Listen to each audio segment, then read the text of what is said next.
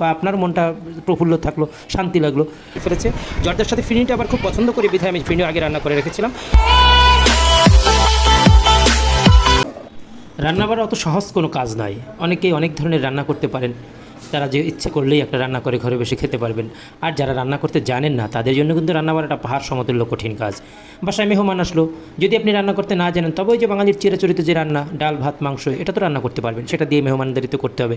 আর যদি সাথে অ্যাড করতে পারেন আরও একটু আইটেম, বিভিন্ন ধরনের মিষ্টি বা বিভিন্ন ধরনের আরও রোস্ট পোলাও, এগুলো আর যদি অ্যারেঞ্জ করতে পারেন তাহলে মেহমানদের মনটা একটু জয় হয়ে গেল বা আপনার মনটা প্রফুল্ল থাকলো, শান্তি লাগলো।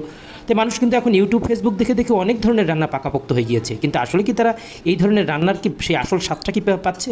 আপনি ইউটিউব দেখে যদি রান্না করতে থাকেন তাহলে আমার মনে হয় না, আপনি যে যদি রান্না করতে নাই জানেন তাহলে একেবারে পরিপূর্ণ স্বাদটা আপনি পাবেন না। আমি কিন্তু আপনাদের সামনে আজকে নিয়ে আসলাম জর্দা রান্না করা।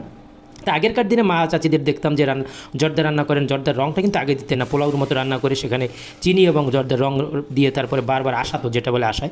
তা আমি কিন্তু সেরকম না, আমি বর্তমানে যেরকম জর্দাটা রান্না করেও সেই রান্নাটাই আমি করছি।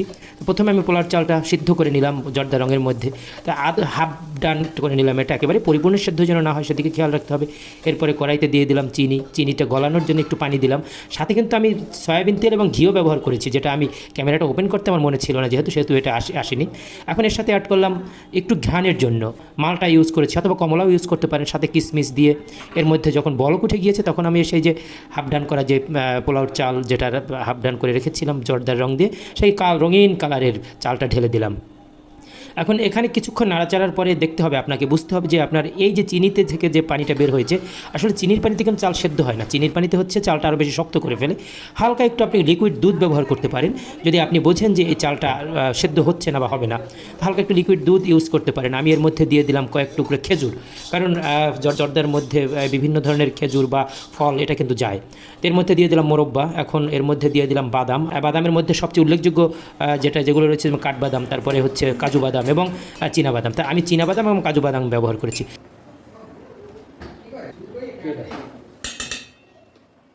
এখন যখন দেখলাম যে বলক উঠে গিয়েছে তখন আমি এর মধ্যে একটু গুঁড়ো দুধ দিয়ে দিলাম, কারণ গুঁড়ো দুধটা কিন্তু খাবারের স্বাদটা আরও বেশিটা বাড়িয়ে দেয়। এখন এটাকে আমি দমে দেওয়ার জন্য আমি কিছু সময় দমে দেবো। দমে দেওয়ার জন্য এর মধ্যে আবার যে বেবি সুইট যেটা বলেন, আমি কিছু বেবি সুইট ব্যবহার করেছি, কারণ বেশি পরিমাণে এখন ব্যবহার করা যাবে না, কারণ যদি এখন বেশি পরিমাণে আমরা বেবি সুইট ব্যবহার করি তাহলে কিন্তু এটা কিন্তু নষ্ট হয়ে যেতে পারে বা খুলে যেতে পারে। এখানে এরপর দমে দিয়ে দিলাম, দম থেকে খুলে দেখেন এরকম একেবারে ঝরঝরে একেবারে মুখরোচক একটি জর্দা রান্না করা হয়ে গিয়েছে।